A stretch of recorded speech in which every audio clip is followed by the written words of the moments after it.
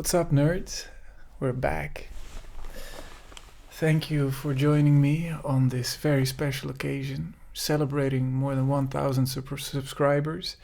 I've been uploading videos since the beginning of this year, and over 1,000 subscribers, such a nice milestone. I really want to keep on doing this. I am gonna keep on doing this. I make more elaborate setups every time, and I'm super excited. So, what are we gonna do today?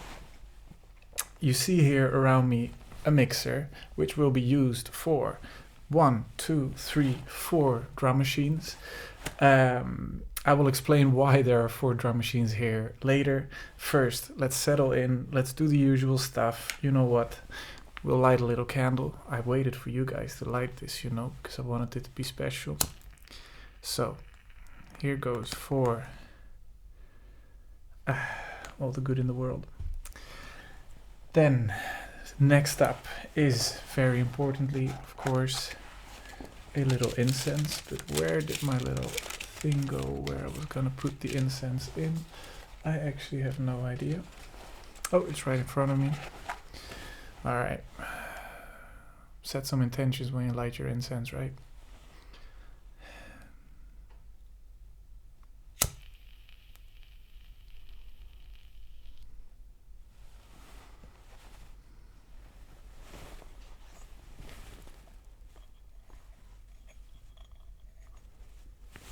I'll put that in there.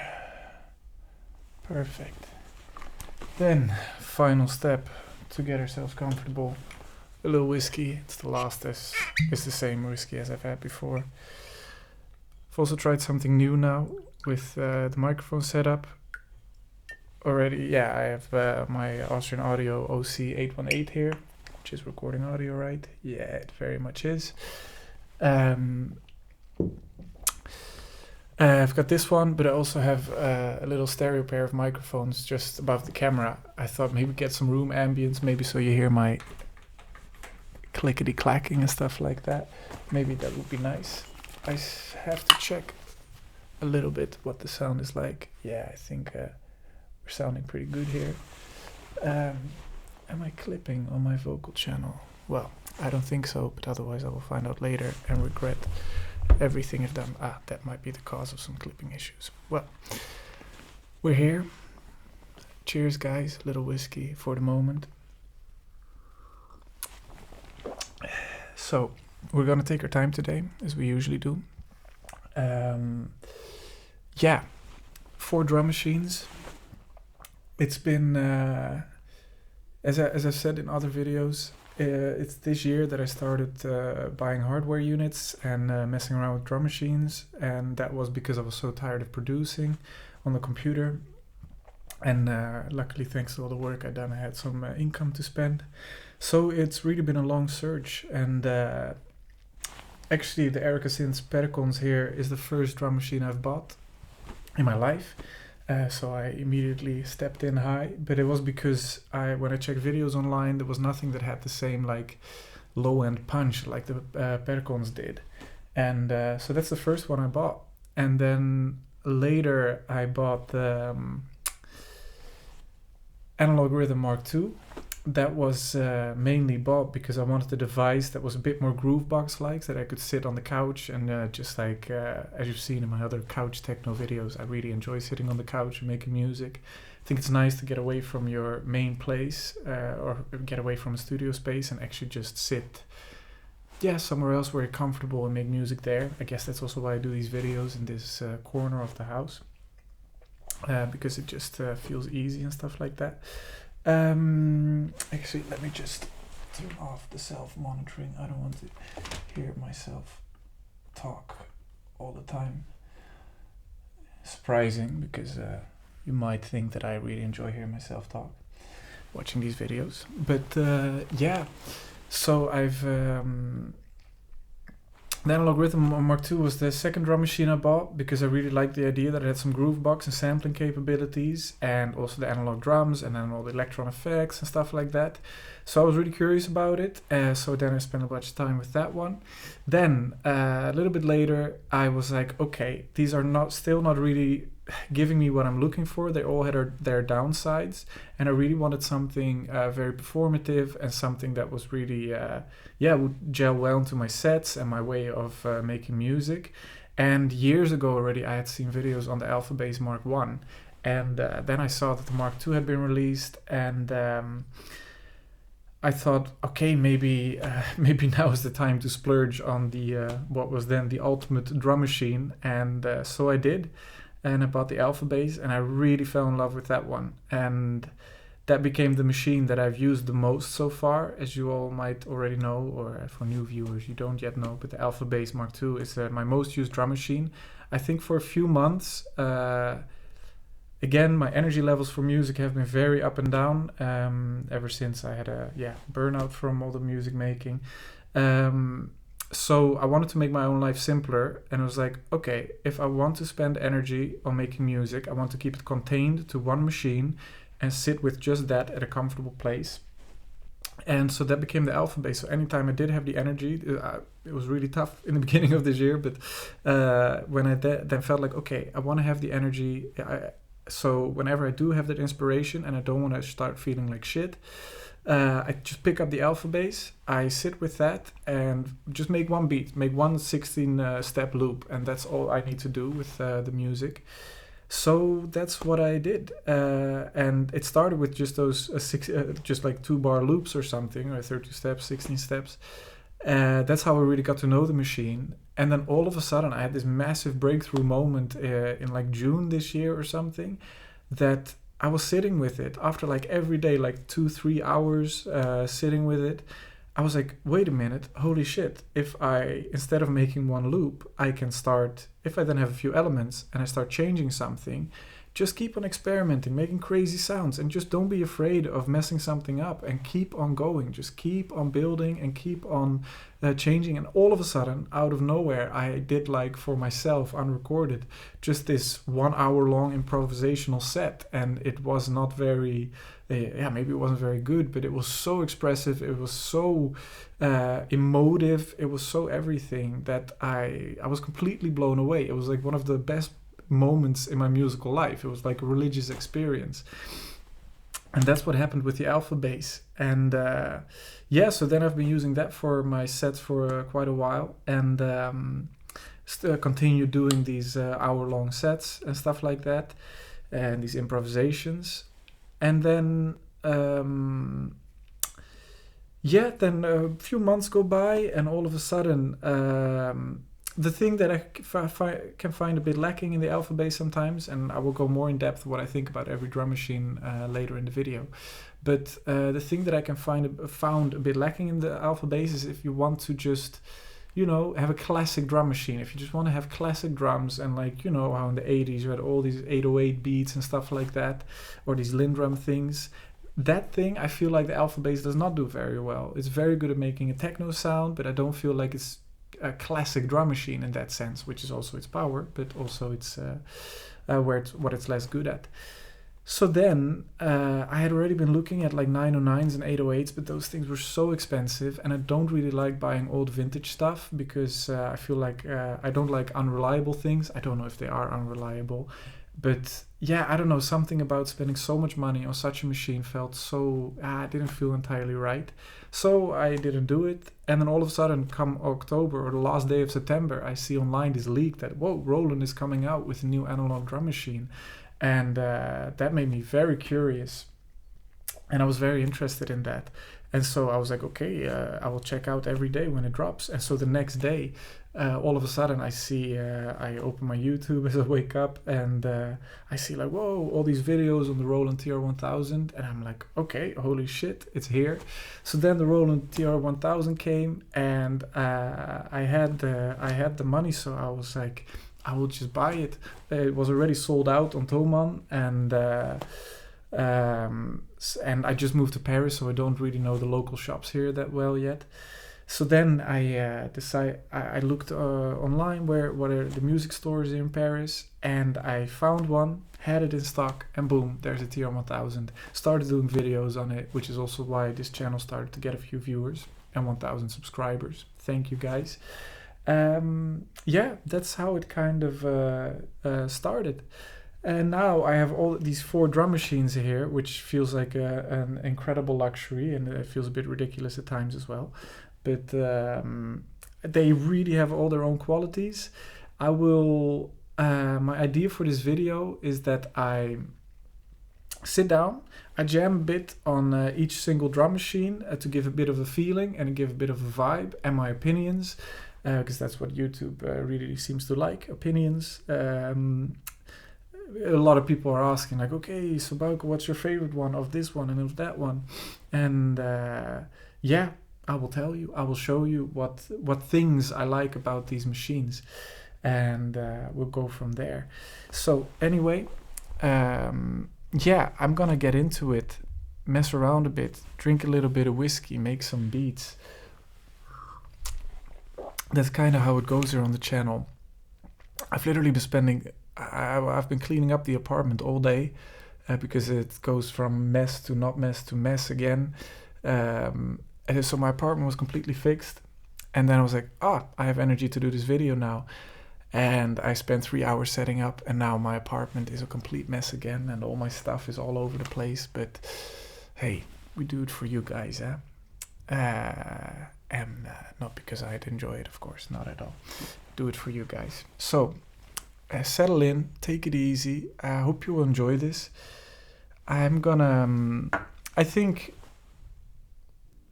should I do music first or talking first? I think what I'm gonna do is, just go one by one, talk about the qualities that each of them has, and while I talk about the qualities, I will get into it. So, anyway. Oh no, did I forget the most important thing again? My snooze, guys. Always my frigging snooze. Okay. This is a channel where we want to enjoy our lives. And a little snooze or a little cigarette or a little something is part of that, so let's enjoy ourselves. If you see me looking down sometimes, like there, that is because I had a new genius idea to put a monitor there so I can see what the video feed is. But being the narcissist that I am, it also means that I end up looking at myself quite a lot. Anyway, just for your information, there's the Midas Venice 240 mixer, very nice mixer, noisy, vibey. I really enjoy it. So all the machines are going through that, vocals are going through another thing. So yeah, I see on my Logic recording that there are some clips happening. I don't know what it is, but maybe it's me sitting down, moving around, whatever. I will try to remove it in post, but I don't know what those pops are really. So here we are. Let me just turn on my self-monitoring again so I can hear where those pops are coming from. Okay. So, welcome my kind brethren. Here we have the very first drum machine that I have ever bought. It's the Erika synth Perkons. I don't know how you pronounce it. Perkons, Latvian drum machine. Oh, by the way, I'm using the Roland now as a master clock for everything because I want to do a little jam in the end where I combine all the 4 drum machines. I've never done that. I have no idea how that will go. But yeah, so, but because as I've talked about on the channel, maybe it's already fixed in an update, I don't know. But as people seem to be aware now as well, if I slave the Roland to other machines, there's a massive MIDI sync delay. And that is really annoying, so it's really hard to combine that with other gear, so it always needs to be the master clock now. So you will see me press start and stop here, and then the rest will get moving. So yeah, I prepared a little beat already because I was setting up on all my machines, and then I ended up jamming with all of them already because it's very addictive. I will show you what I already built up here. It's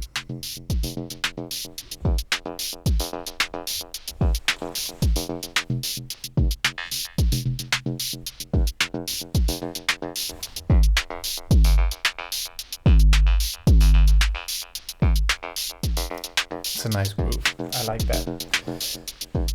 So, Erika Synth Perkons, it's really... you've probably seen stuff online if you're watching this video. This thing, you know that Perkons in Latvian means thunder. I know this because maybe they also use it in marketing, but a friend, one of my very best friends, Mikaels, who also has a YouTube channel, Patch Bay Diaries. You should definitely check him out, because if you like music nerd stuff, you will love his videos. And we're kind of starting this YouTube journey together. He's more like focused on analog studio things and drum recording, live room recording, stuff like that. And he is one of the most talented engineers and musicians I know. That's also why our relationship has held up this long, because we text each other every day about nerdy stuff. So anyway, Latvia, he lives in Latvia, he has a Latvian wife. Perkons is Latvian. I love Latvian things now, because that's how it goes. Anyway, the Perkons.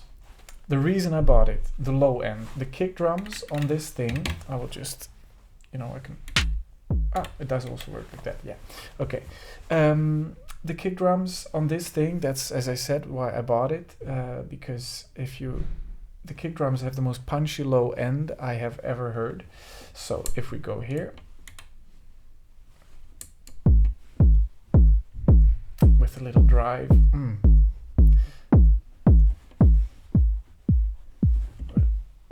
change that a bit like that. When I bought it, I was making trance music, like proper 2000s trance, and you could really get some incredibly punchy kick drums from this machine. That's why I got it, because I wanted to implement it in my workflow within Logic, and create my own loops, and then play around with that in Logic. So yeah, these kick drums is why I bought the Perkons. Okay, so I do need to change the tempo here. Let's go a bit faster, shall we? A little 130 BPM. Yeah, okay. Then we go to the little tom channel. You can do a lot of creative things with the tom channel. And now I've set it up to do some kind of synthy thing.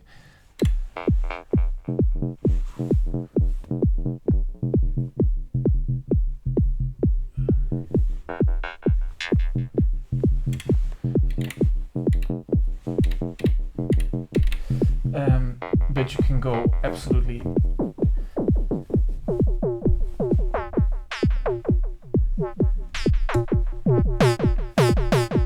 ham with that thing.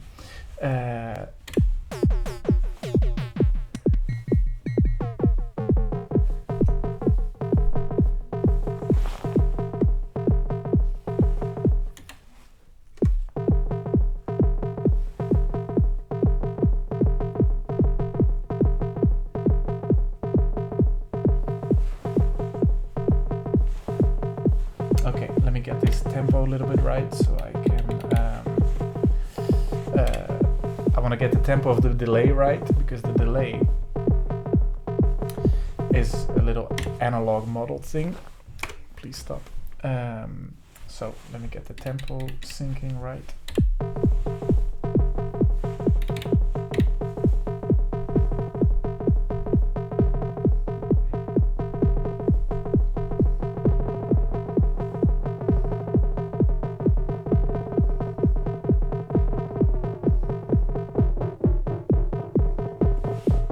That's cool.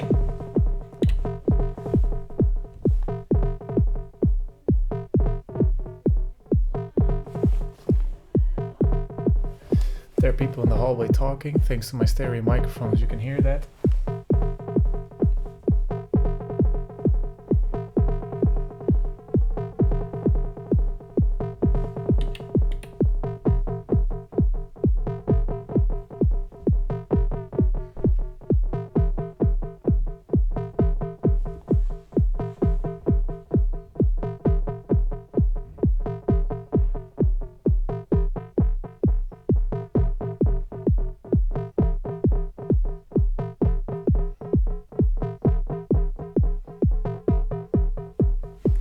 All right, nice 8th note. Okay, there we go. So this channel, I really like that. Okay, so here we go. Now, I think the Perkons really has its own sound. It really has its own feeling. It's very punchy. It's also very minimalistic. One of the coolest things about it is that it has these 4 channels of that you, for each of the 4 channels, you have all the hands-on controls. Also for the sequencer, you can always see what you're doing, and that makes it one of the most easy to use live things. If you vibe with the sound, that is. So you can very quickly, for example, okay, let's do 8th notes, 16th note hi-hats, and let's change to the different model. I like using the sample model. I also like this model, but no, let's yeah, you have these different models. If you use the sample model, you can immediately also do a little open hi-hat thing by immediately just step locking and doing like this. So now I'm doing the offbeat. I'm giving those a longer decay, and now you already have. I've touched the delay speed accidentally, whatever.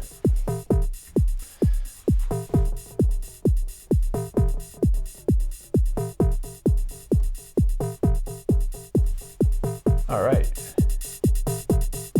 That's cool. Let's change it back into white noise or a metallic FM thing. Very cool. I really like how, yeah, it looks like a Soviet era machine, and it is just like one big control device, and it has that sound. It's a machine that doesn't fuck around, just like the Latvians. They don't mess around. They are people that they don't mess around. They're serious people, but they know how to have fun, but they don't mess around. There are no bullshit. This machine is no bullshit. It's also mono out, which is its own vibe. And if you add like a little snare, for example,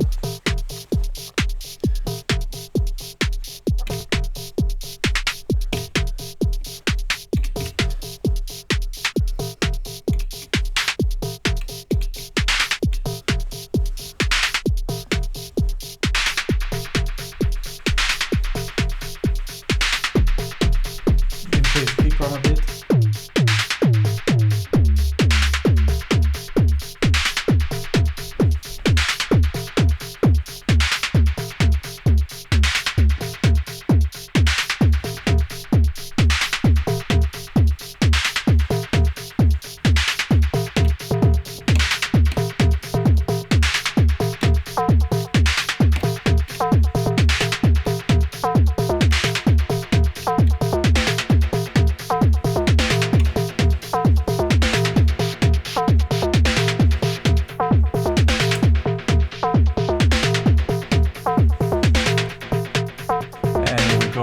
I'm immediately jamming because it's just such a freaking vibe.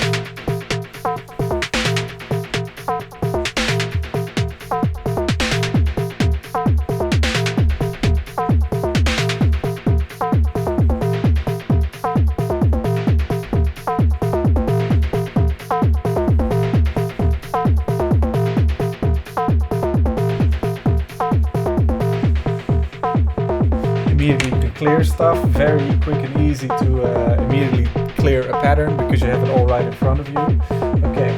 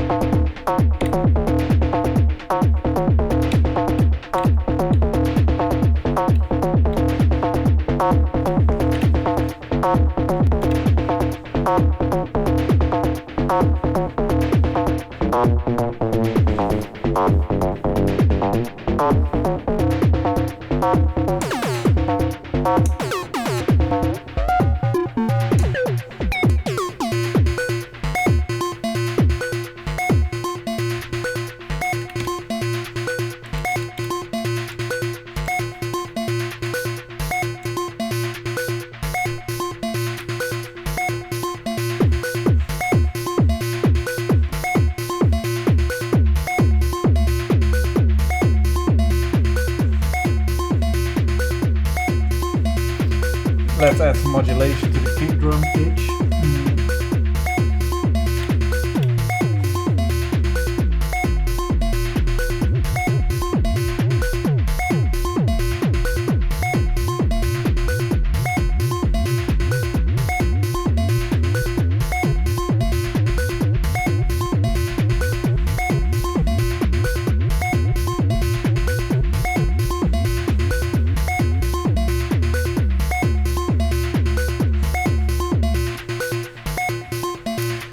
haven't used it in a while, so not as quick as I used to be.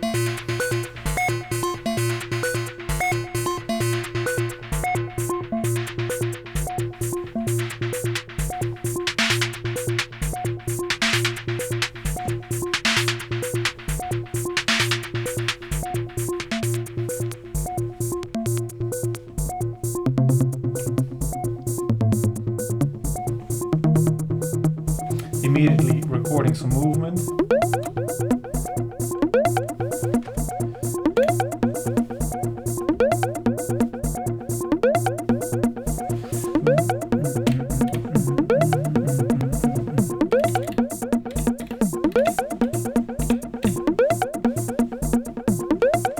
Clear the previous movements I've done.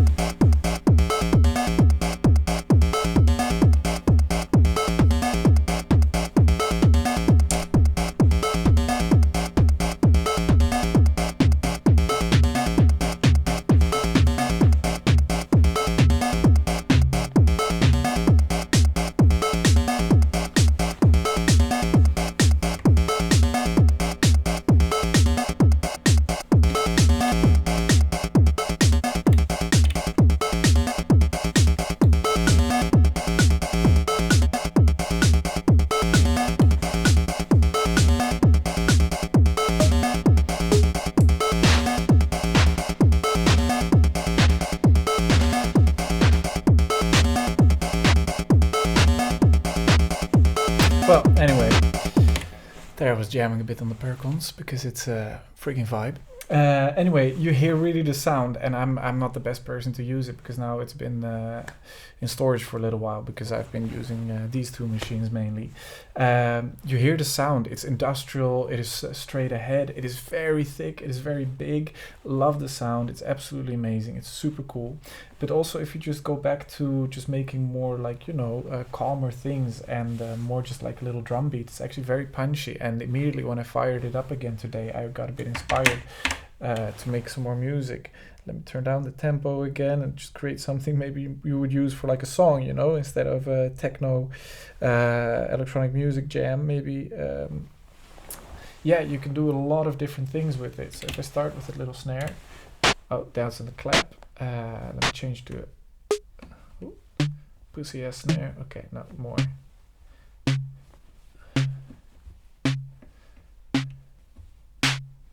Don't tell the Latvians I called it a pussy ass snare. Okay, now a little kick. Oh, I love that.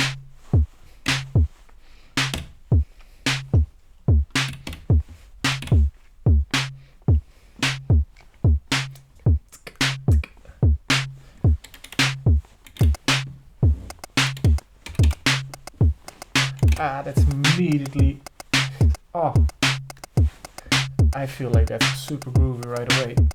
Let me change it.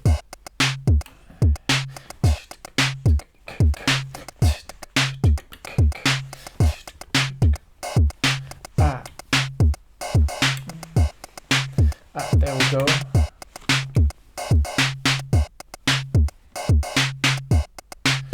Now I thought I was changing something on the snare, but I wasn't. Why is it not working? I don't know. My snare is not responding. Oh, no, it is.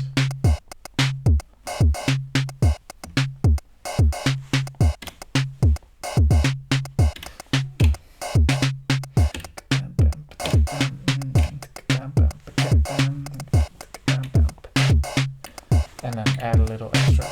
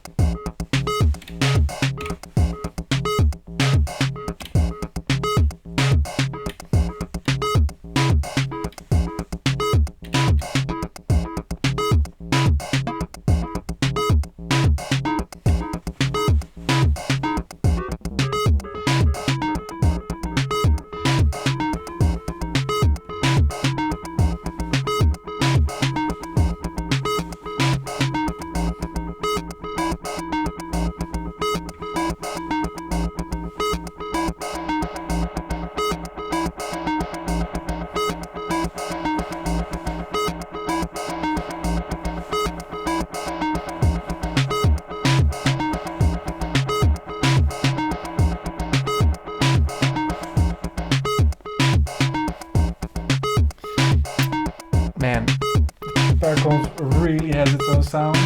You can do so many different things with it, and also other people will do completely different things with it than me, of course, but that's also the fun of all of this stuff.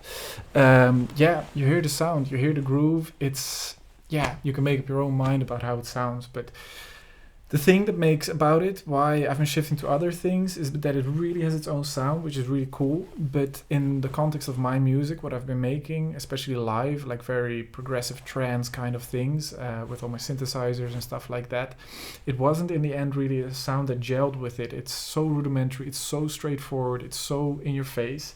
And also if you start using the tom channels like a synth channel, it is, it's the whole point. It's always like you tune it non-chromatically, and if I start using samples in combination with my synths, I'm not in a with the alpha bass, or if I jam on one thing on its own, I will go completely abstract and not stick to one chromatic scale. But if I combine it with my synthesizers, I have to do one scale, because that's how my synthesizers work. And so it's really its own cool sound, but in the end, for what I like to make in my music live now, that ended up not really being it. But workflow wise, for its own character, it is one of a kind. There's nothing else out there like it. So Perkons, super cool. All right, let's move on to drum machine number 2. We have the Analog Rytm Mark II. Let's take a little sip of whiskey here before we move on. And actually, it's getting a bit cold here. Let me close the window real quick. I'll be back.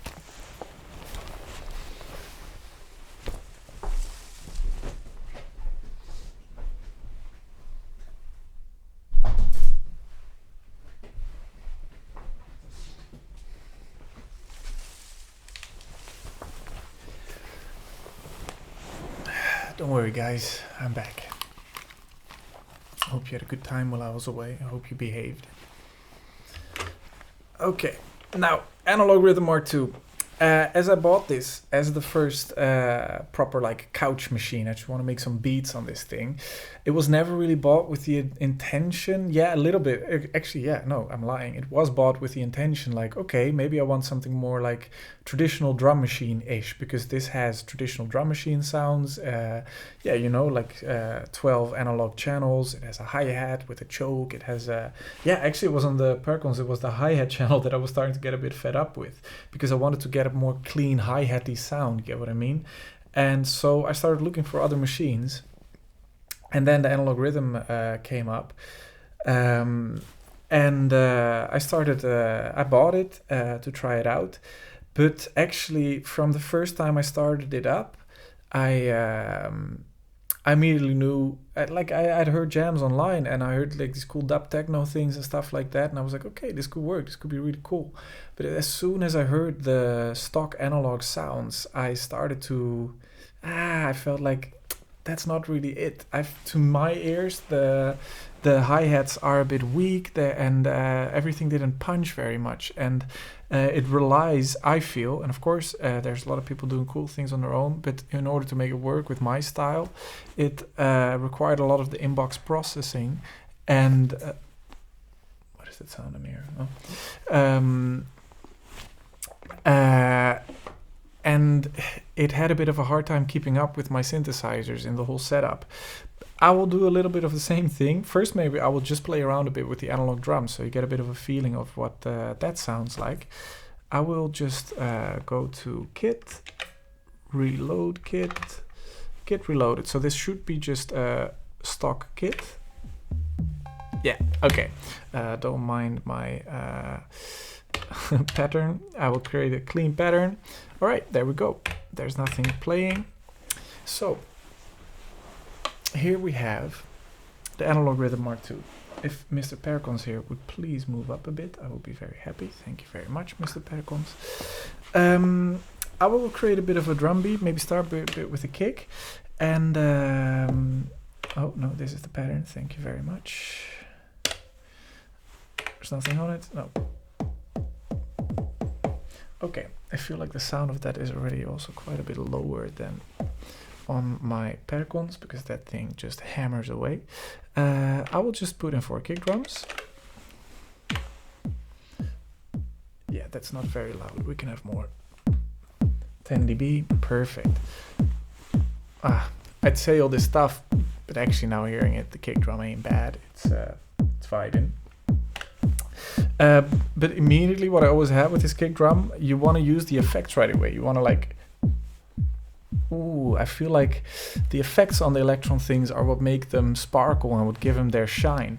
And you know, the Elektron things really have their own sound, and yeah, so it invites you to really use the whole machine, which is cool. But let me put down a little bit of something on this. Also the snare drum, you know, it's cool, but I immediately want to add some stuff to make it sparkle a bit more. Oh wait, is my kick drum just... No, is my kick drum super low? Track. No, it's not very low. Anyway. Okay. Okay, there we go. Let's do it like that. You see, that hi-hat, to me, it's cool, but it doesn't punch. It doesn't really have much mid-range. It's very ticky in the high end, and I like things that have a mid-range punch to them, which is why I gravitated to the Perkons in the first place. But I wanted that analog hat behavior that the analog rhythm had, but the Perkons didn't have. So there I started to get a bit in a bind. But anyway, here's some stuff.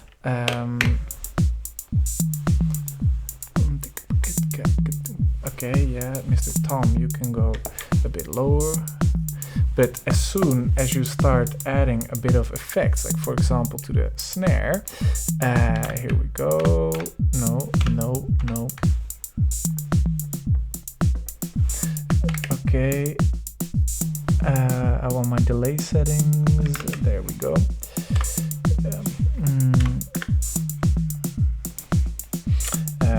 I always want pan delays. I love pan delays for the life of me. It always makes everything just shine so much. Yeah. A little bit less delay maybe for you, that would be good. And the reverb as well, so cool. Let me mute these two real quick.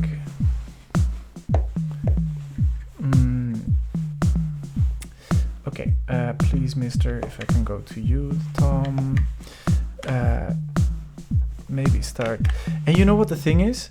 I don't know what it is with the Elektron knobs, with the encoders, but of course it's a difference with the Perkons because that has encoders for every single parameter of the channel. But I also have it with the Octatrack, which I use as a MIDI sequencer. The functionality is amazing, but those little twisty encoders here, these digital encoders, I feel like they're so finicky and so precise. I don't know. To get specific values, you need to be really precise, and that works in things like the Digitact, where it's all digital, and I feel that works better somehow.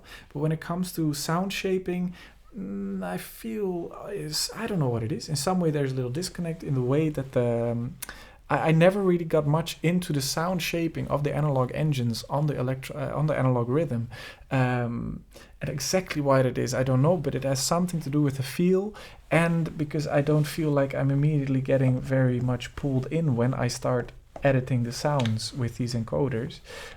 So let's go to the kick drum channel again. Nice and filtered, you know, and it has punch, but for me it was never the kind of punch that I was looking for in the end as soon as I got my hands on it. It's also something about me, I really also have the opportunity now because I have some income, but it's hard for me to really understand what I'm getting into if I'm just spending an hour with the machine. I really need to live with it for a while until I really understand all of its strengths and weaknesses. And I guess that might be the case for a lot of people, right? But so yeah, then I really start to get to know it better, and I start to realize, oh, this is not so nice about it. This is very nice about it. Let's go. The tempo. It's still locked by this, I think. Yeah, let's get a bit quicker. You know what?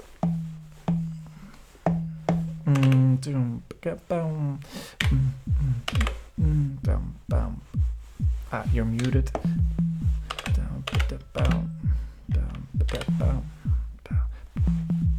Yeah, there we go. Okay, now let's change the tom sound a bit. And let's add some effects.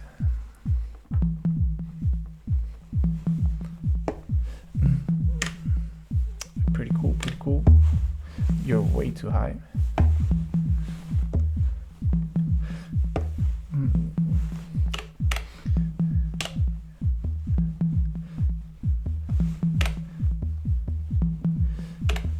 You know, sometimes you start making a rhythm and you've been listening wrong and you realize that actually the one is somewhere else than you thought it was. And that's what I'm running into now. Bam, bam, bam, bam. Yeah, that should be there. Bam, bam, bam, bam, bam.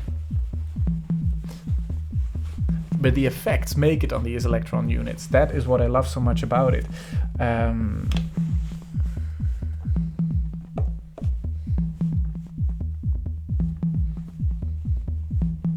Okay, that's pretty cool.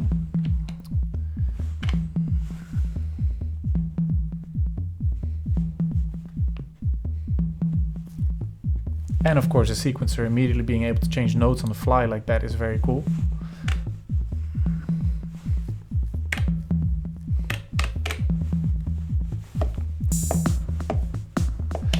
Okay, shut up, snare drum. I want you to do something else. Where did you go? Mr. Tom.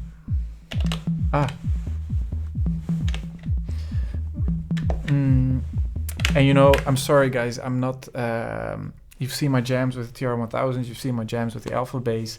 For me, the Elektron Rytm has never, the analog Rytm has never been make a long techno set kind of thing. It's always, I start to find out the sampling on this device and how that affects the sounds and using the effects, and that is really where this machine shines for me.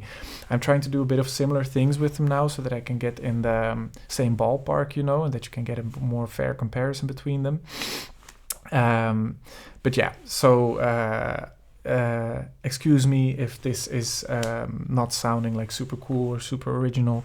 It's because this is I've experienced with it, with sampling, but not as much with live jamming, because it just didn't click for me in my live setups, which is also the reason why I might be selling this one, because the Perkons I thought I was gonna sell, but as I hooked it up today, I was like, shit, that is a really cool machine, man. But yeah, this one I definitely think I'm gonna sell because I don't need it. Other things to things better, and I really want to love the Elektron stuff, but for some reason I never end up really vibing with it as much as with other machines. Anyway, I'll do a bit more music. Okay, let's change this bit, filter that snare. Let's do that.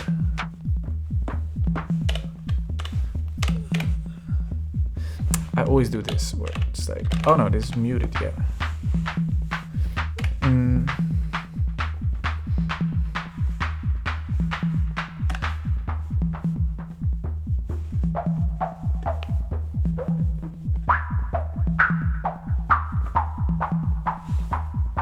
Let's do a little LFO on that filter.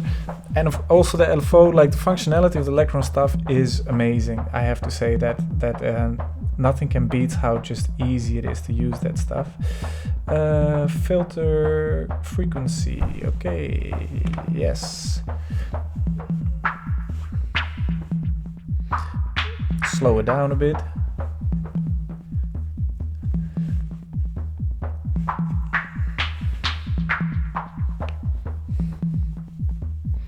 That's a lot, okay, a bit less.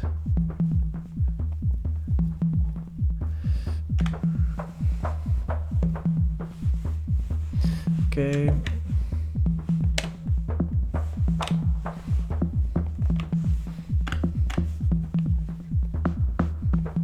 Less reverb. It's pretty vibey though. Am I really gonna sell this? Let's go to the delay and send it to the... also delay overdrive is cool as shit. And send some of it to... send some of the delay to the reverb. That's also always very cool.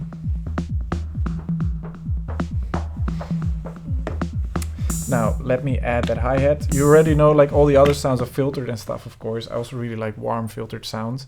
But that hi-hat immediately jumps out, and we need to work on that bad boy. Let's work on that cymbal first, maybe. Let's do that.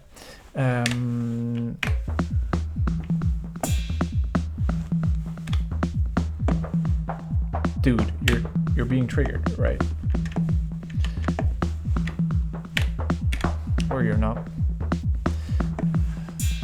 Okay, yeah.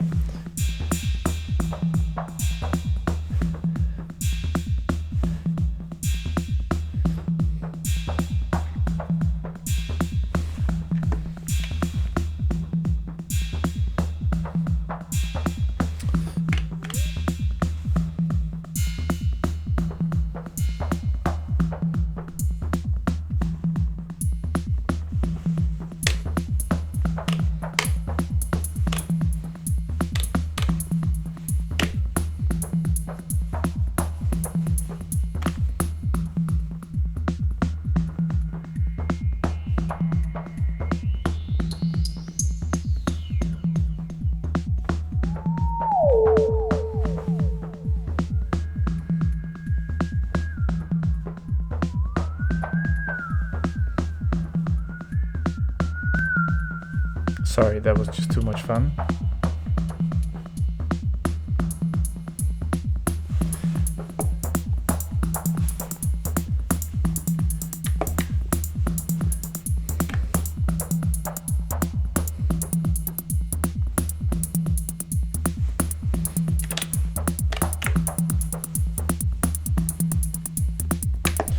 Yeah.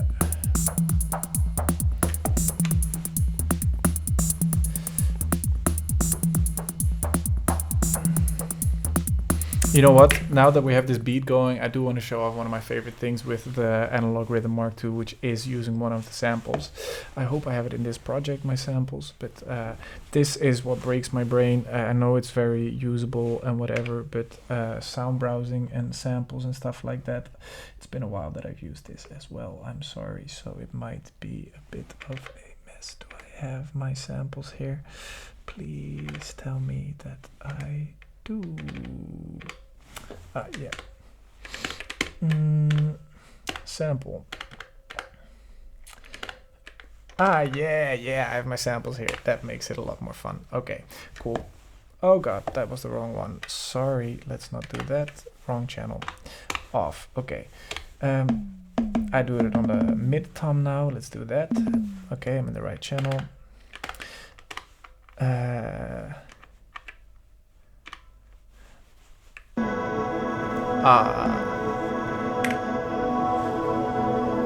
A little thing I sampled from Coldplay, and I think that's when we can really get some of the vibes going with this machine. So let's put a little trigger. Should I loop it? Should I? I don't know. No, I shouldn't.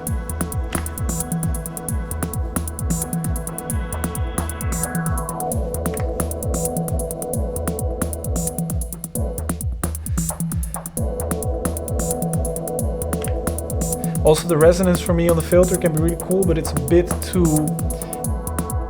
It's forward, but in a sometimes a bit in a brittle sense. Maybe it's just because of my samples, I don't know, but...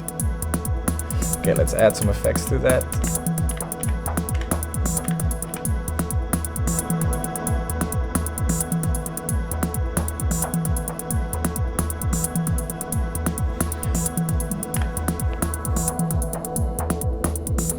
LFO on the filter. Filter frequency, yes. Multiply, by 1 or by 16? What shall we do? Okay. Mode, sync.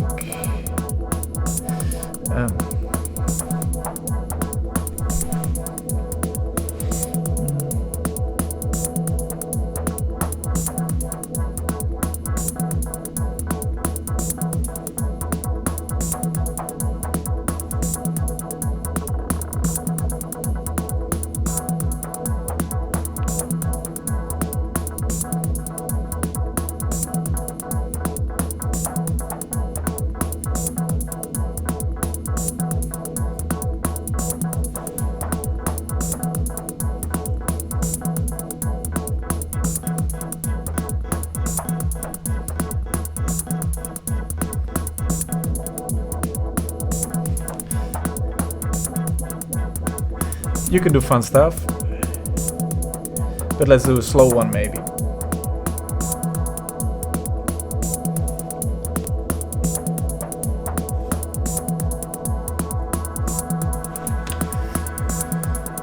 And of course, the performance stuff is really easy on the Analog Rhythm Mark II, which is one of the cool things about it.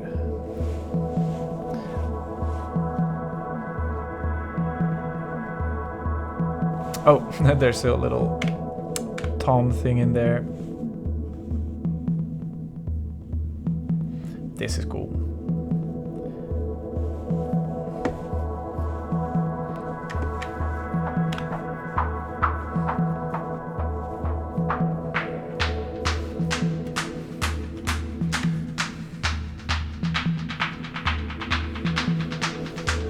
Let's go to the reverb settings.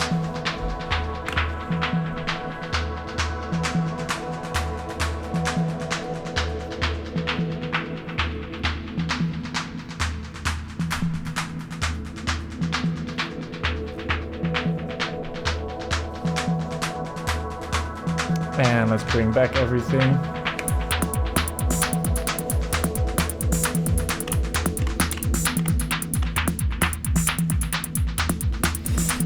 Maybe we want to put in some more samples, right? Yeah.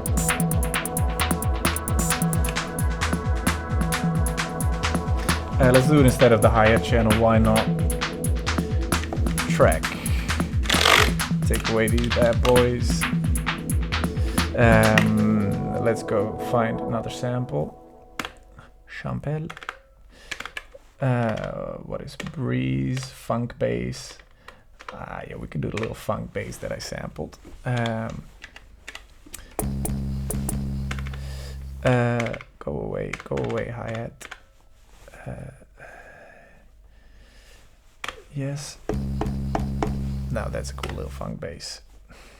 Sampled from some Japanese funk. And then maybe we can also mute these toms.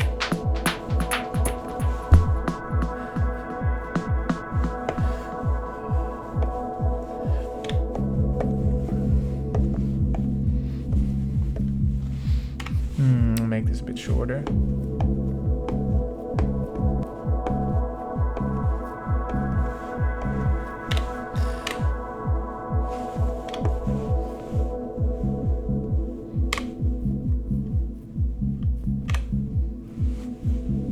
Okay, add some distortion.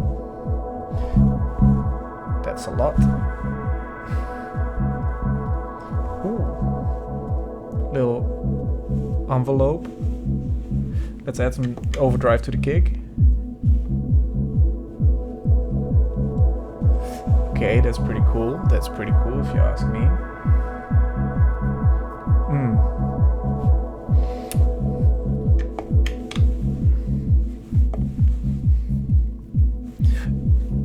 But damn.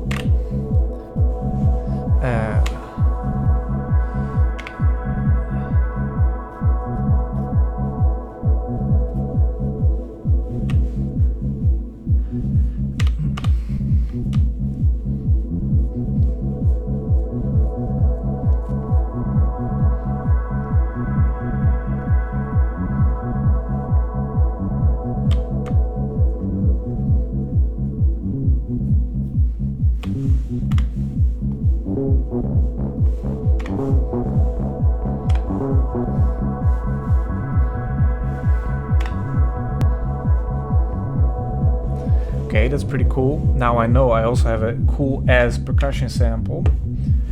So let's turn off this one. I think that might be the breeze one. Yeah, that one's pretty cool. I don't know if this is the one I want to use.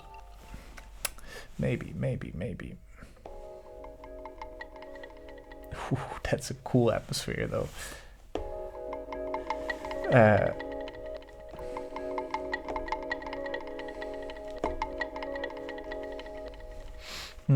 And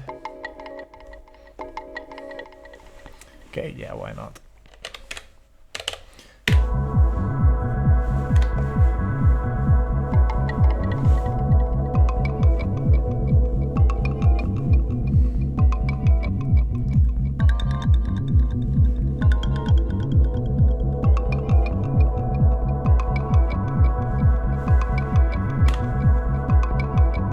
Low filter out the low end so I can get less of the tone and more of the punch.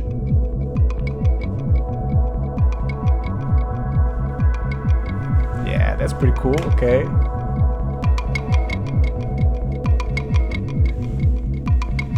That's not in tune.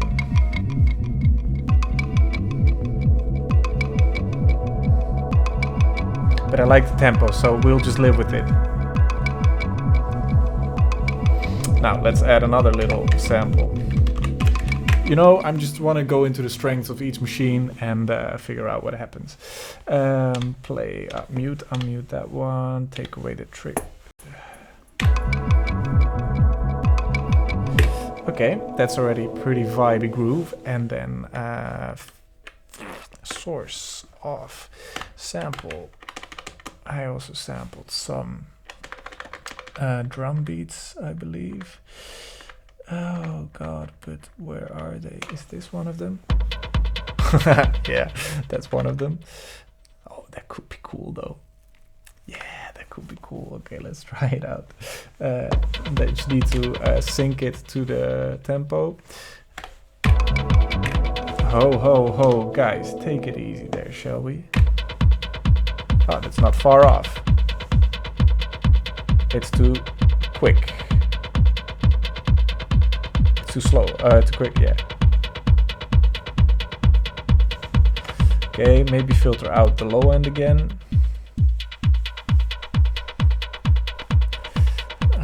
Okay.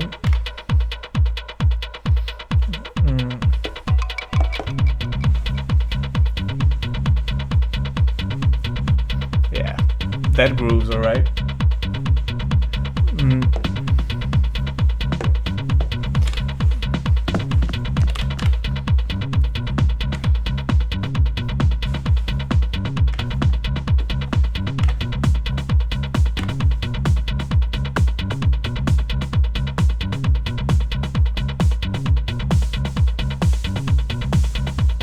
Bit of overdrive.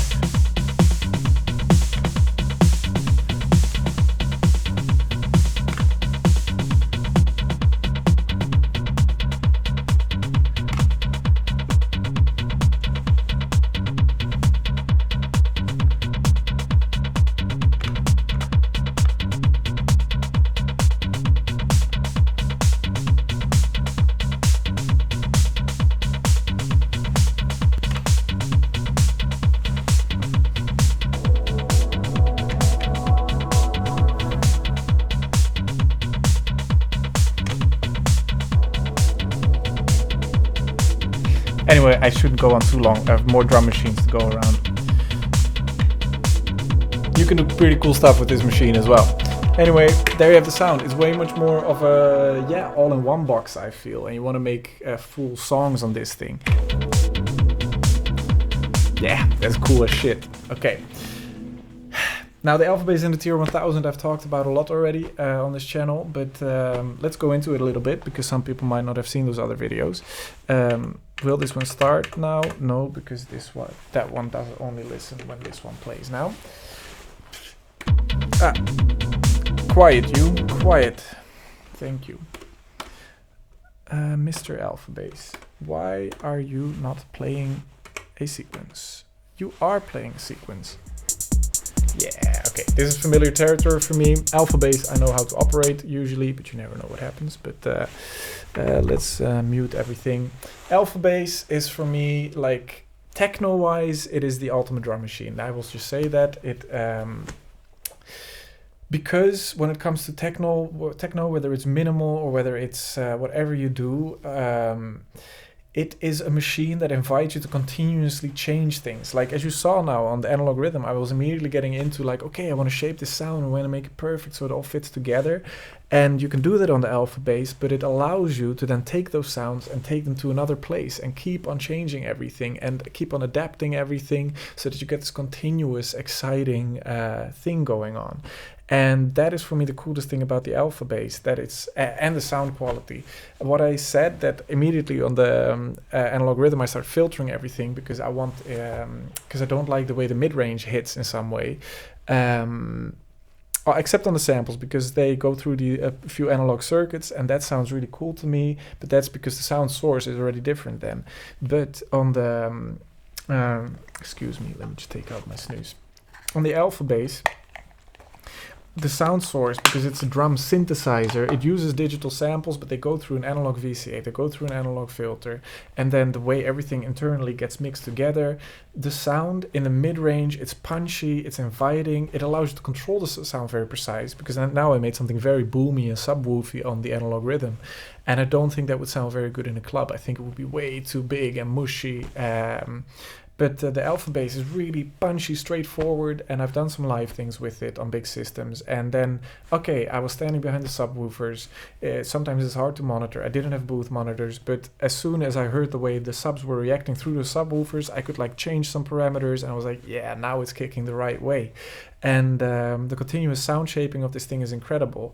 And also because it allows you to go very experimental and very crazy. I feel like all of these other machines are way more...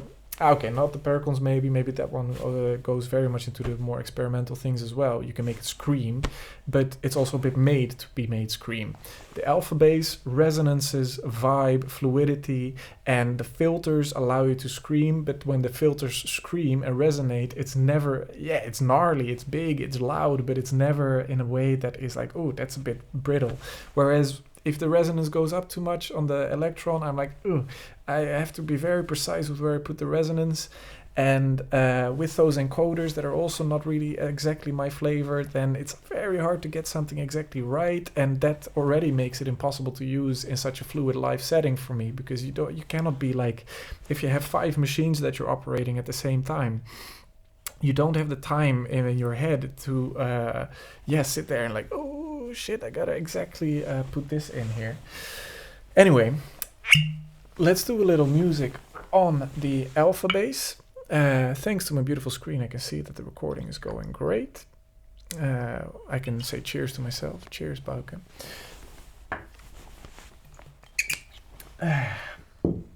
Little water as well. Cheers to that. I hope you guys enjoy this video. I hope it helps somebody, you know. Like, I know I don't do things very traditionally, but I do it in a way that works for me. And I hope that through making some music on it and what I run into, that I give you guys some good information. Also, do you like my lava lamp? Do you like my VU meters? I like them. Cheers. Oh, that's the strong stuff. Okay.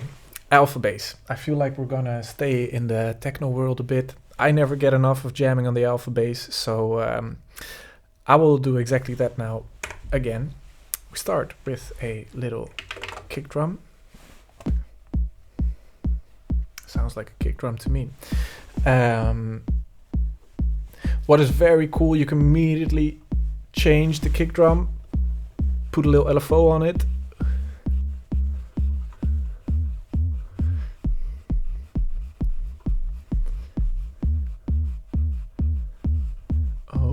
Ho. This one. More decay. You have this compressor setting. It's not actually a compressor, but it changes the balance between the initial punch and the tail of the kick.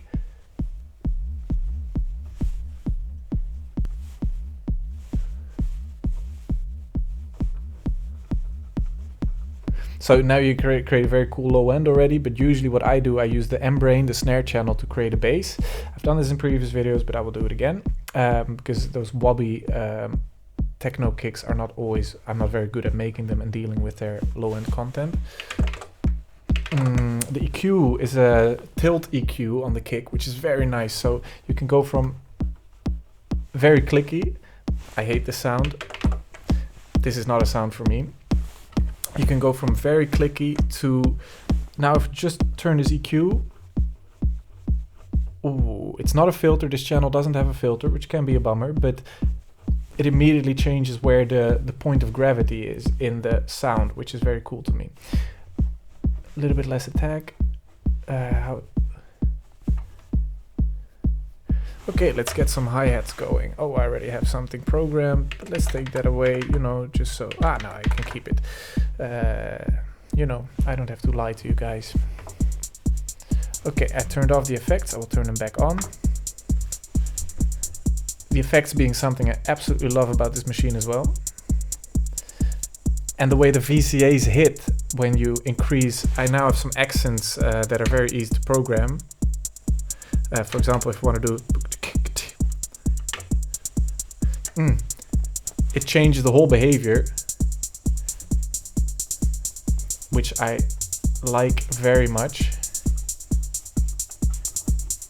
Okay, let's do a little membrane bass thing. I don't know what we have here now. Ah, yeah.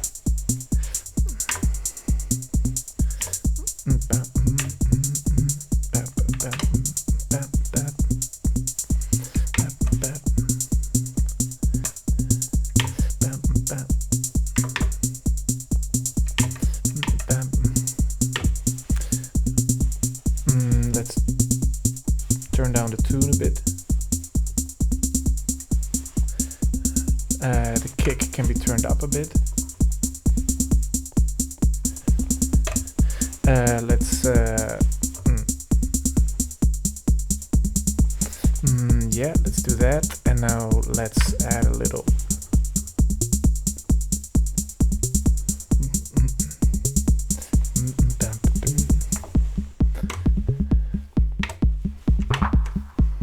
clap.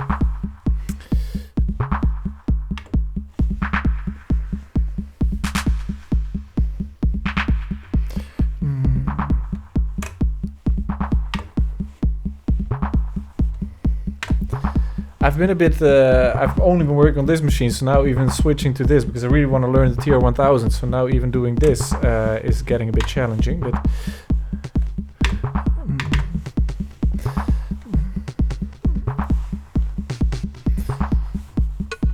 I want a different sample.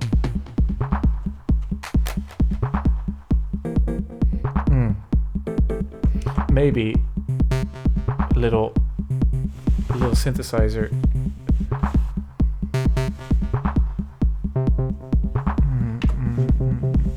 I love the sequencer on this. It's very weird. You cannot go down in pitch on the melodic sequencer, but it's just you just twist the knobs until you find the note that you like, and that is what I really like about the sequencer, because it makes it again very flowy. I will show you.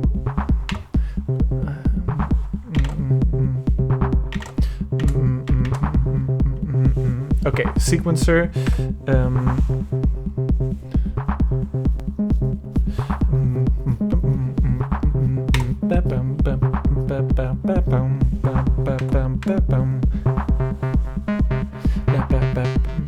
It's a bit panned to the left. Let me pan it to the center.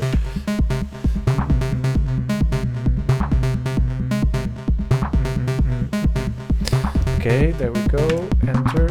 No, shit, I reloaded the kit. Now, this is something, you can tell that I haven't been working on this for this week, because in the beginning you do these kinds of things wrong. If you press one thing, you might accidentally fuck up your whole thing. So anyway, we're back at my default kit, but I wasn't that far off, so let's roll with it. Yeah, that...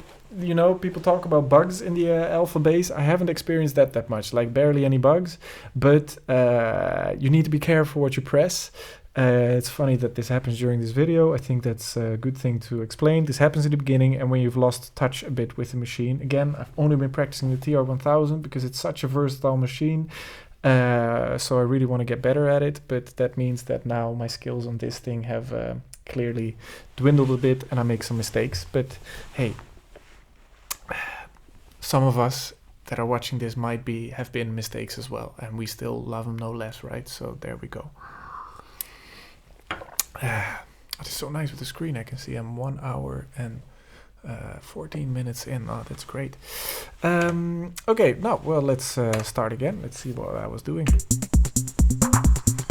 I wanted to pan this thing back to the center, so let me do that again. You know what? Maybe I will just quickly pan everything to the center again. Yeah, that makes me happy for now.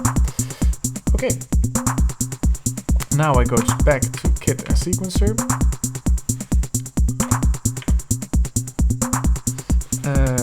Yep. Okay, kick.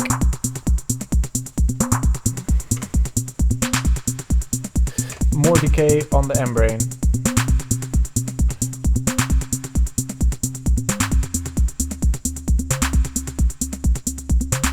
And that little, I want back to that synthesizer sample.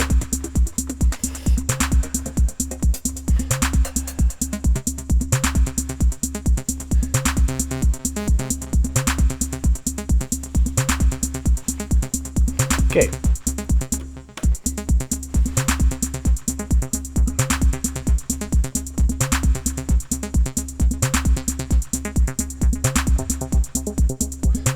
I mean, what is not to love about this?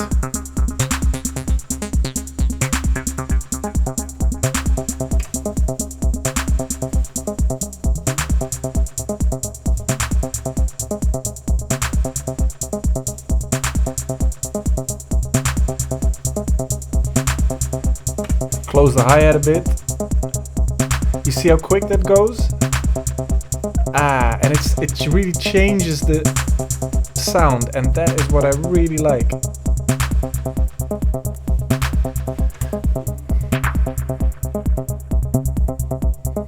Oh, this is a cool groove. Now let's add something else. I have no idea what I will add, but I will go through the... Yeah, let's do that, but then change the sample. I want to go back to the synthesizer. Maybe I just add another layer of synthesizer, because you can. It's just single oscillator waveforms, but it works. Ooh, you know what? Let's do... Yep. Am I gonna do this complicated or easy? Yeah, let's just do the last step. Usually in live jamming, I don't change last step things, so you get these polyrhythm things or whatever, because it's hard usually with some sequencers to reset where the start point is. So if you haven't made it shorter, so it's a polyrhythm, and then you make it longer again to be 16 steps and to be in check with the rest, then what you get is that you know that the one is not on the one. And maybe again I read the manuals, but for some machines I can't find how to reset to the one, and that's a bummer. And then so that's why I avoid using it in live scenarios. But in this case, because I want to do a little melody thing, I'm putting the last step of this channel on the third, so I can do a little arpeggio thing, because otherwise I could do it also on the 16 steps, but that would take so long to program every step. So I'm gonna do last step, select a track, goes to number 3, thank you very much, enter, and then yeah, all right, immediately we get the energy going already.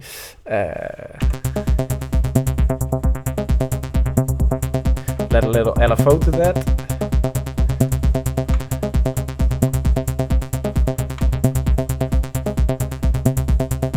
And what I love about this machine is that all these things are pre-wired, like the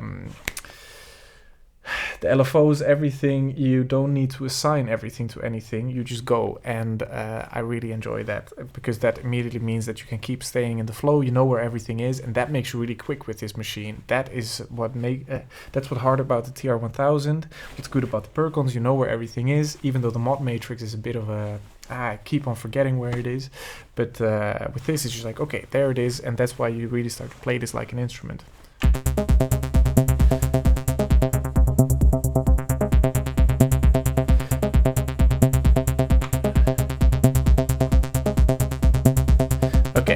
Now let's add a little movement to that, like a little sequence.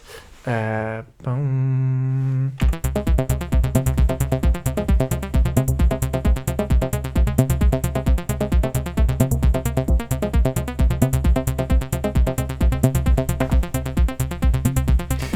Now it's clashing a bit with the other sounds, so let me...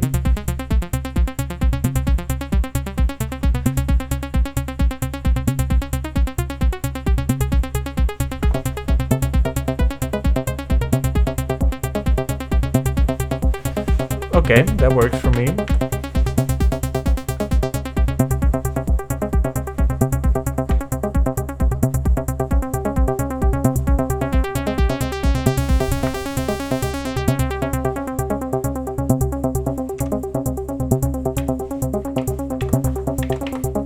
Clap.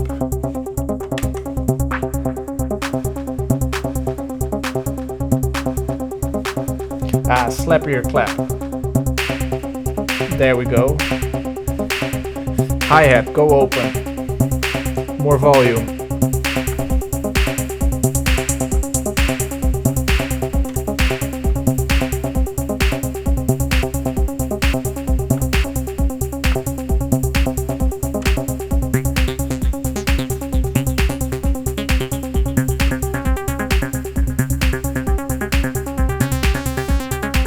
And then my favorite, I will add a bit of the FM synth, but then you get into abstract territory very quick.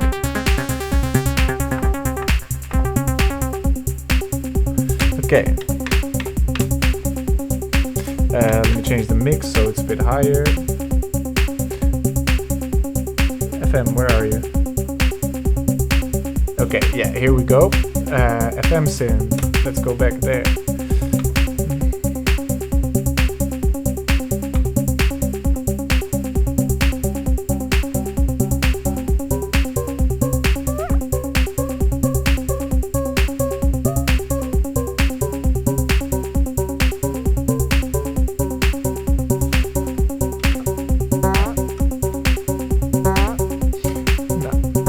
Let me add some delay to that.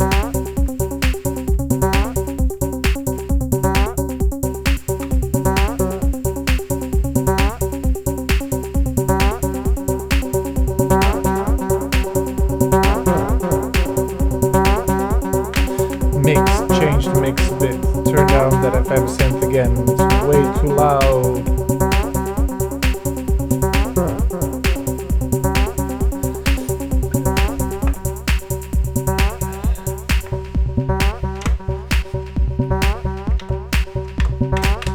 Add a little open hi-hat.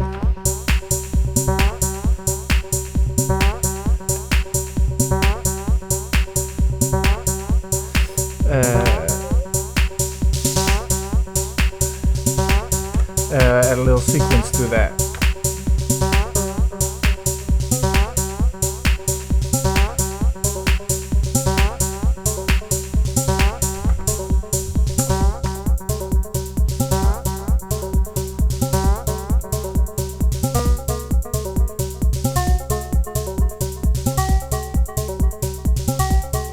Anyway, don't know what it is today. I'm having a hard time really creating amazing banging cool ass grooves, but you get the point. There's also my whole long conversation about the difference between these two things. Brings me to a point, right? Let's take a, you know what? This is my house. I can do what I want. Let's have a little cigarette together. Why don't we? Give me 1 sec.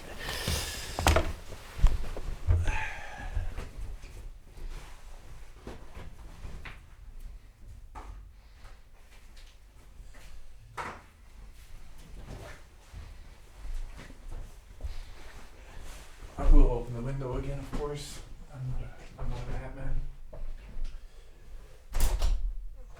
Pretty mad. Not that mad. And we're just hanging out together, right? You need to have a good time. Don't know where my lighter went, but I have a candle. So let's go for that. Let's take a little break, guys. We've earned it. Okay.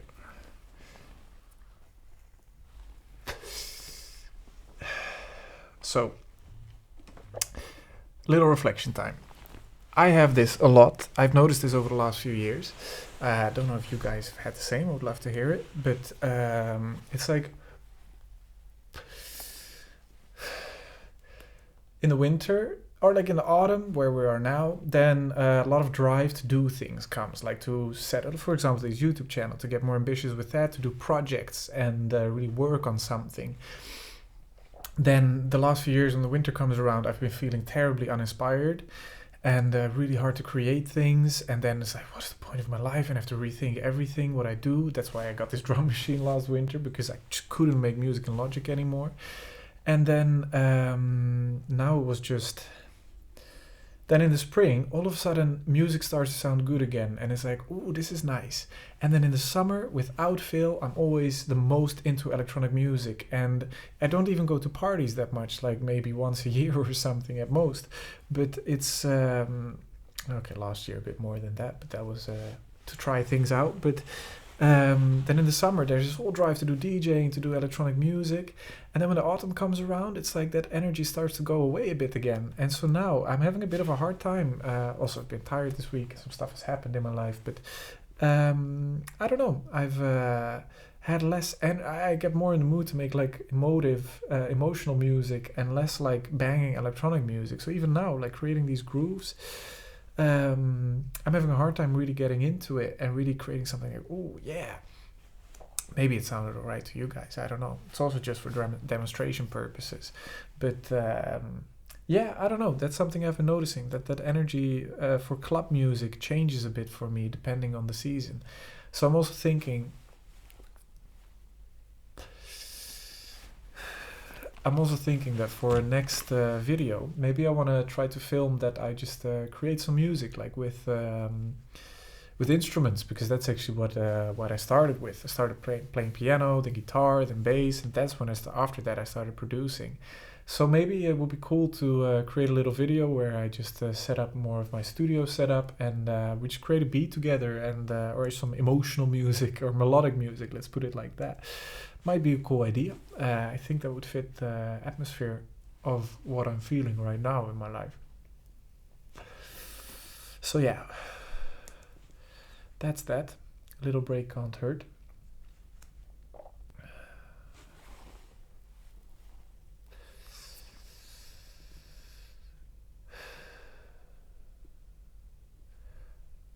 It's pretty wild that I can talk for 1.5 hours straight.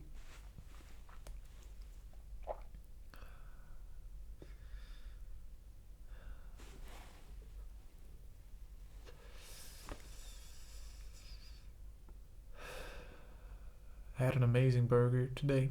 It was nice. Found a new burger place here around the corner. It was very nice. You know, this is YouTube, so please leave a comment down below what you had for dinner tonight. It was my lunch and dinner combined.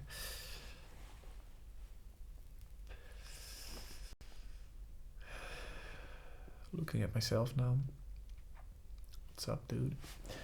I hope the audio is coming through well. It's still like with everything I do on this channel, it's like you know, I always think in processes. It's very complicated, or like it's a lot of setting up all of this stuff, and I don't like that. I like simple things. I like it when I like plug and play. I like it when the fluff is gone. And that's what I've had when I've been working in the studio. I was always, if I work in a certain genre, I do everything I can to get the process smoother, so there's less loose ends, you know. But now, because this is new, I'm still trying out new microphones, new things, new setups every time, and also for the videos the setup changes every time. So yeah, I hope that this whole setup looks and sounds good this time. We'll see what the result is, but please let me know what you think about the sound. I think in post I will add the ambient room sound from those two microphones, unless it's too distracting, then I will take it away. But if it is there, if you feel like you hear some clickety and my clothes moving and stuff like that, then please let me know if you like it, or in general, let me know if you like the sound, because you're all nerds, you all have a good ear, so while my channel is still only at 1,000 subscribers, it's nice to have your help to get this process nicer and to make it more viewable. Also, if you have any thoughts on what this content is like for you, please let me know. I really appreciate hearing everything all of you say. But yeah, if you like my stuff, check out the YouTube channel Patch Bay Diaries. That is my friend Mikaels. Well, yeah, again, one of the most talented musicians and engineers that I know, that I've ever seen online or in real life. He can create textures like nobody else, and he is crazy enough to also try out every weird thing under the sun. He is called in my phone, now that I'm talking about smooth setups, when I started to get to know him and when we were playing in a band together, I was always like, the most simple setup, plug and play, I want to go. But he always came with with a bag full of pedals, and there was always a mess. It took an hour to set up. So to joke about it, in my phone I called him Mikael Plug and Play Landéen. He is still called that to this day, 5 years later. So yeah, he's very good at doing weird stuff. Check out his channel, really do. Patch Bay Diaries. We also have a podcast together, Oral Adventures. There's a few episodes on Spotify and one on YouTube. We just did one again after a while. Oral Adventures, I will link it in the description, I think, if I remember it. Yeah, please check it out if you like just two dudes, me and my friend talking about audio stuff, and also just about life and how life impacts audio and the other way around. Again, if you like this, if you sit through this whole video, I think you will like that as well. Are we ready to do more? I think so. Let's go to the tier 1000. So I have showed how I've done a video on sampling with the tier 1000. I've done a comparison video. I've done jams on the tier 1000. So actually, maybe I want to try out something that I've been practicing a bit. Of course, like the ultimate 909 legend is Jeff Mills, and he has this very famous video where he, uses the live recording and stuff like that to create just a drum beat on the 909 on the fly and keep improvising with that. So I've been practicing that, like a little 909 workout routine, And I think it would be cool if I I don't know, as the way this is going, and I'm a bit tired. I don't know if it will be very good, but I think it would be cool to show off just that 909 sound and just like how that feels in a... I want to see if I can make a cool jam for you guys. I think I will go ahead and do that. Do a little, a little 909 workout. That's what I'm going to try to do here. Inspired by Jeff Mills. Of course, he's the absolute god, so it will take a lot more practice to get to that level, but I think it's cool to try it out a bit. I don't know if I talk very much while I do that, but let's try it out. I think I need to reload the kit, or is it still just only 909 sounds? Instrument rack. Volume is down. You go down. That's a bit quiet, no?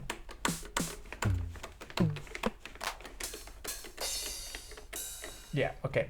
One thing I'm having a hard time with these 909 workout things is that you need to play the channels on these knobs, and I'm still not experienced enough to quickly find the right channel, and also in low light it's very hard to read to play those things, but it's all part of the practice, I guess, So, okay, if I press play, we have nothing.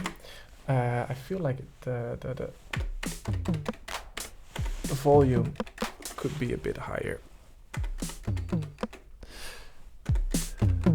Yeah. So these are just the analog 909 models in here. Oh. Now, as a little metronome, I will start with this thing, and let's do it at 135 maybe. I will put in a little metronome to start with. Okay, let's try it out. Let's see how it goes, all right? Okay, that's loud as shit all of a sudden. Dude, take it easy. Okay. Load, let me see, this is the thing I get. 1, 2, 3, 4, and...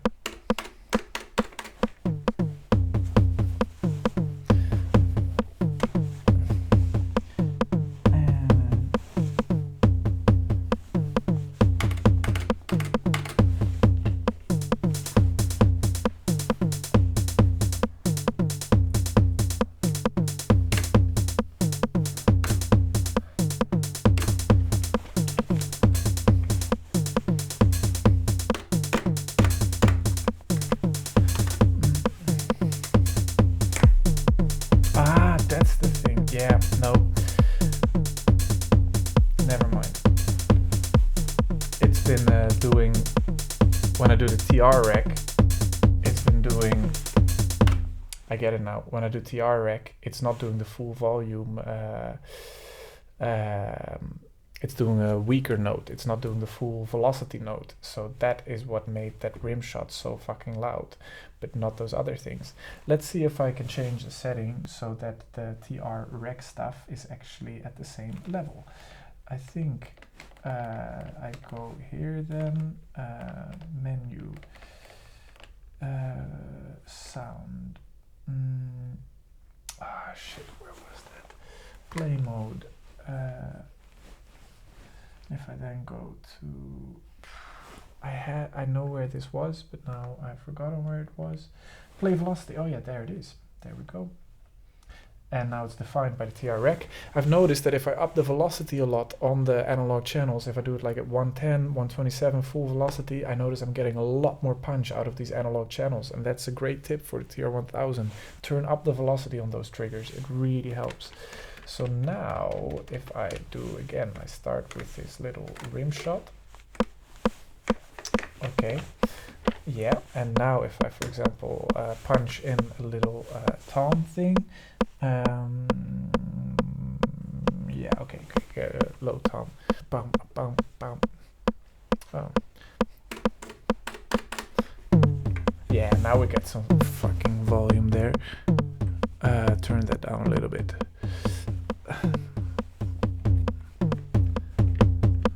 Yeah, let's go healthy on the level there. Maybe I turn this up, turn this down a bit. Okay, now we're grooving. Okay, but it's very fun to play around like this. Play it a bit like a drummer, you know?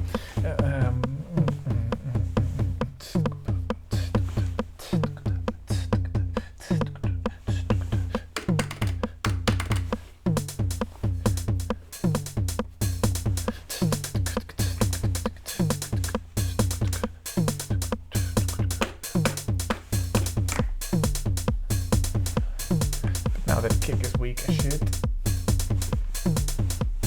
Whatever.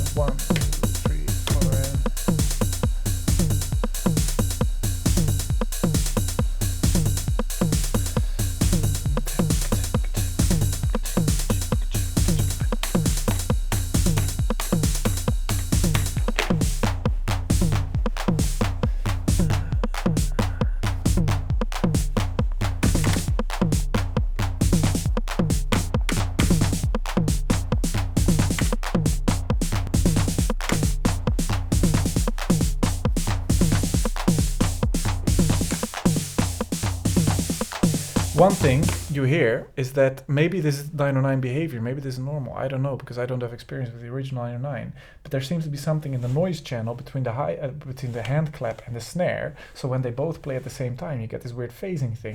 I don't, again, please, if you have 909 experience, let me know if that's the point, if that's normal, or if that's irregular. But you hear, let me demonstrate that perfectly clear.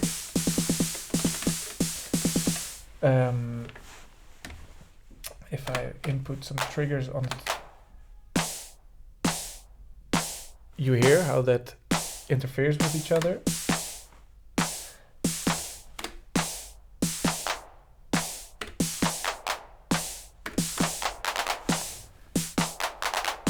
Yeah, get this phasing thing. Again, let me know if that's normal, because I don't know.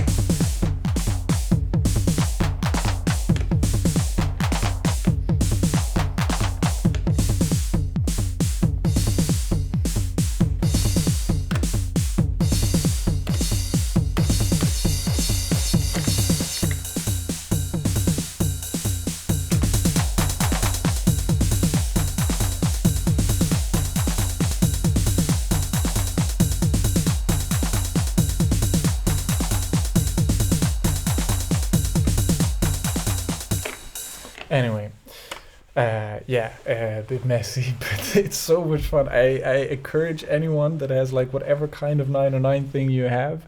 It's just for fun, right? And it gets you really thinking about grooves differently because you have these set instruments. I could really recommend anybody to try out to do a 909 workout like that. I've been starting to do it every day. It's just like, okay, get in it. Yeah, what I notice now in a short time, it's you don't get perfect at it, but when you do this, when you do it for like an hour, like especially in the middle part, then you start to get amazing grooves and you start to get amazing moments. Again, I have nothing to prove, so I don't want to sit here for an hour to like, oh, look at that little moment that happened. But, you know, that's another point. I think there is absolute beauty and absolute quality in art and music and stuff like that. But I am starting to learn that I think maybe I'm wrong, but for some reason it just works for me to do not half-ass things. I put a lot of soul and effort into everything I do. But I really like showing humanity and showing that you can be messy, you can do things in your own way. It's all alright.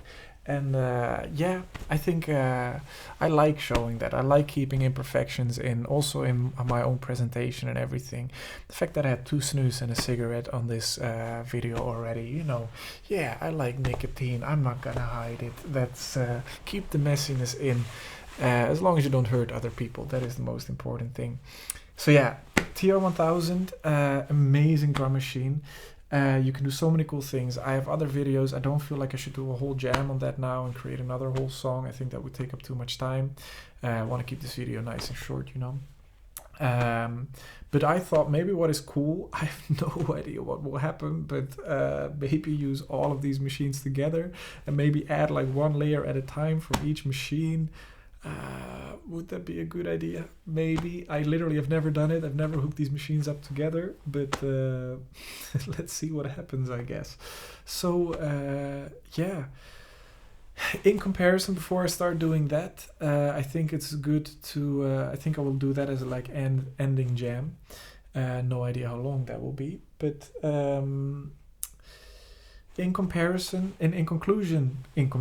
of all of these machines, I want to give some final words so you know a bit what you can expect from every feeling of every machine.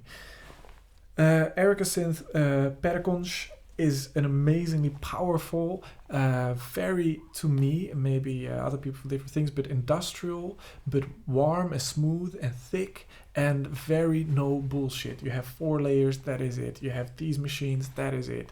But everything is hands-on, so it's no bullshit, but you can get it to do wild ass shit. I didn't push it to weird limits now, but if you check up some other videos of people who have done jams with that, people do the most amazing shit where it's like, and it's big and it's intense, and that intensity is really intense and no bullshit. That for me is the Perkons.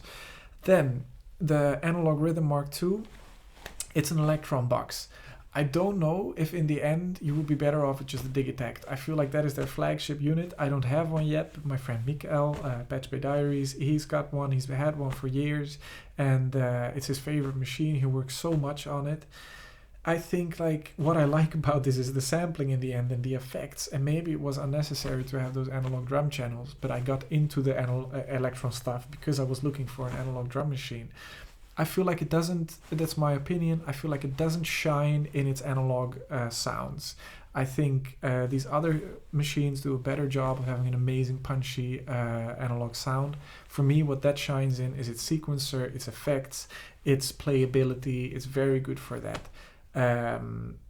But when it comes to just the analog sounds, if you want analog drum machine comparisons, that for me is the weakest of these 4 machines when it just comes to straight pure analog drums, if you want to use it in a bigger setup or something like that. Coming to the Alpha Bass, it's my most experienced machine. Incredibly fluid, incredibly experimental. It invites you to do so many things.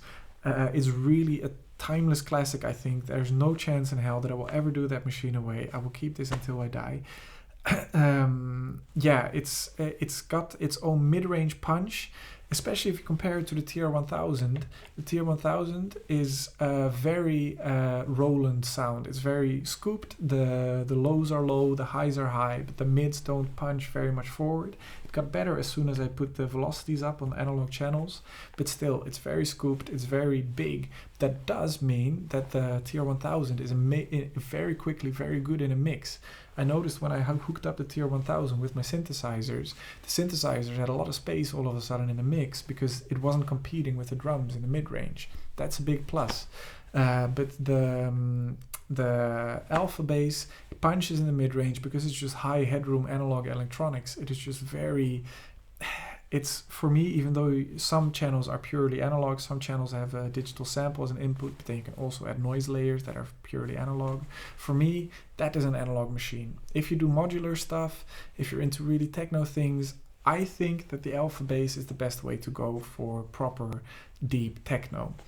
The TR-1000, you can do so many different things with it. It's so versatile. It's a production machine and it's an instrument.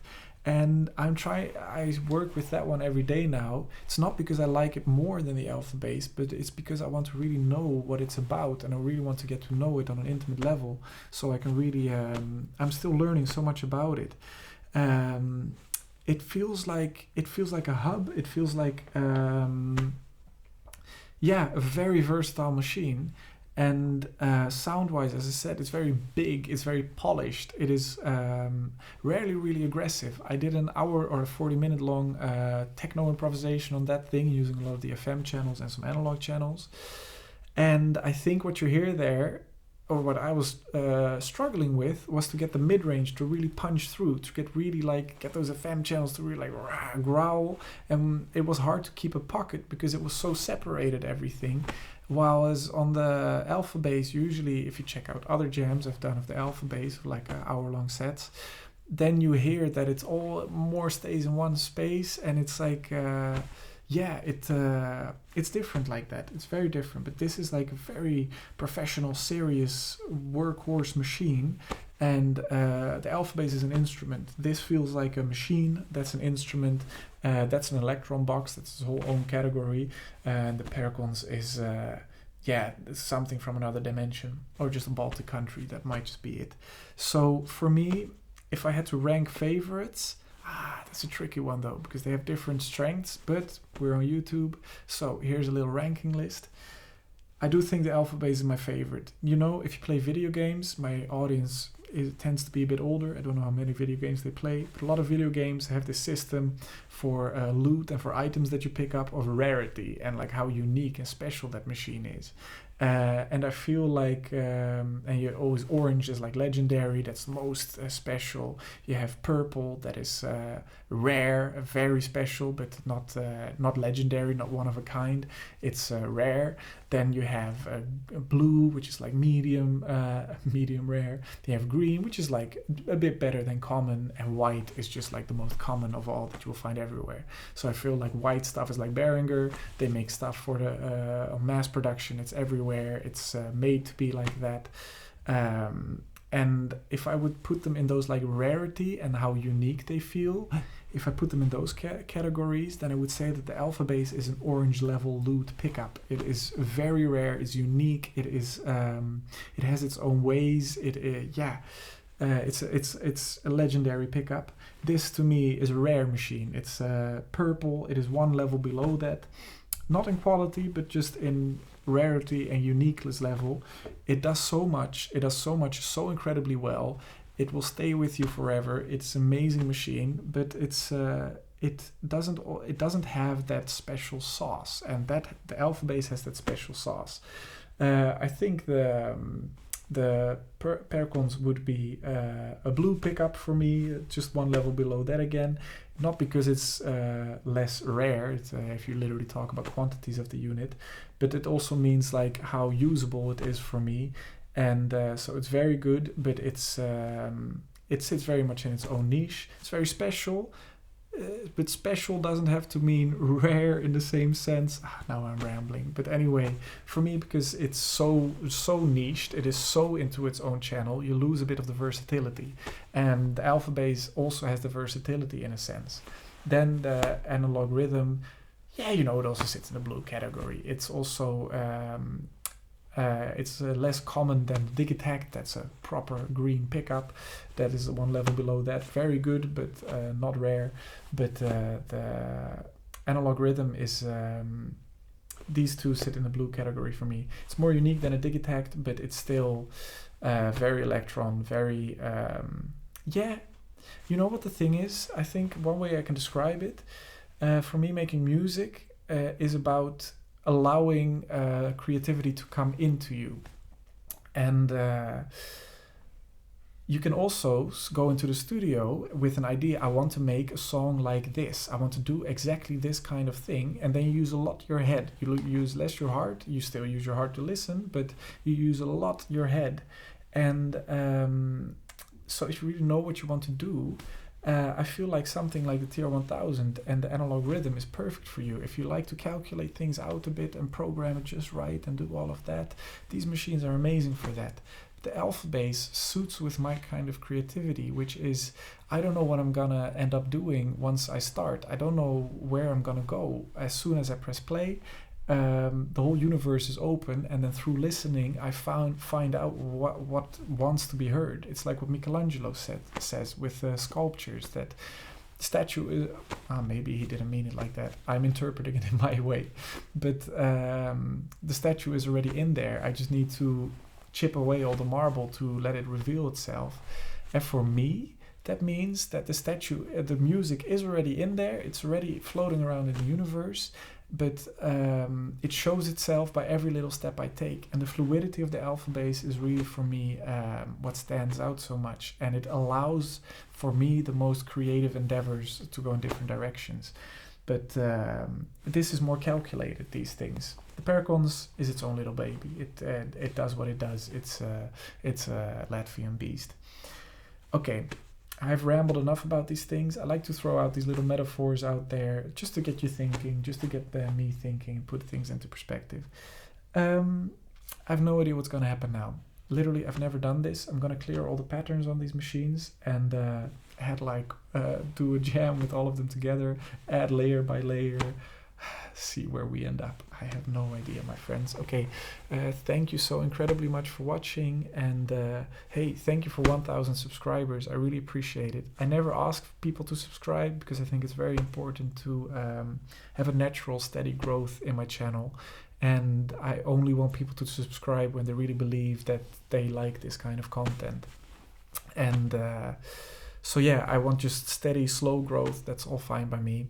If I do have 1 million subscribers, I'm not complaining, but I do like it to be our little corner of the internet. And yeah, I would like to have the right people in our circle to keep the comments as amazing as they are, because they really have been amazing. So thank you all. Let's try some shit out, shall we? Okay. Here we go. Sip of whiskey. Let me, you know what, sometimes maybe it's just easier if I just turn it off and back on again, then it's cleared. Same for the Perkons. Turn it off, turn it back on again. For this one I can just select a new pattern. I know how to do that quickly. So let's go to H1, and now there shouldn't be anything here, right? Yeah. You know what, I will keep these sounds that I made a bit, why not? Let's start from there. If I press play here now, all of my machines are playing. And then, yeah, that works. Okay. It's not going to be proper performance. I'm just going to try to make one beat, I think, or something. I don't know, man. I don't know what will happen. Let's see. Let's find out. Ooh, let's start with this. Yeah, that feels good. Let's start with some ambience like that. That would be cool, I think. And if it doesn't work, then it doesn't work.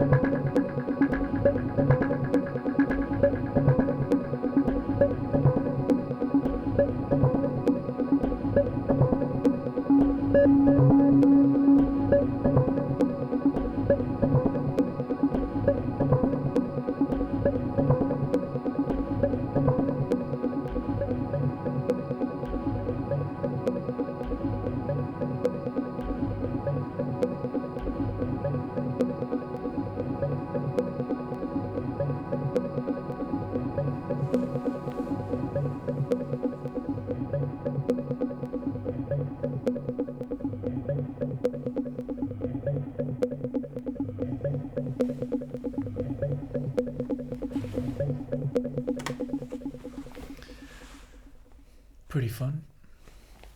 Thanks, nerds.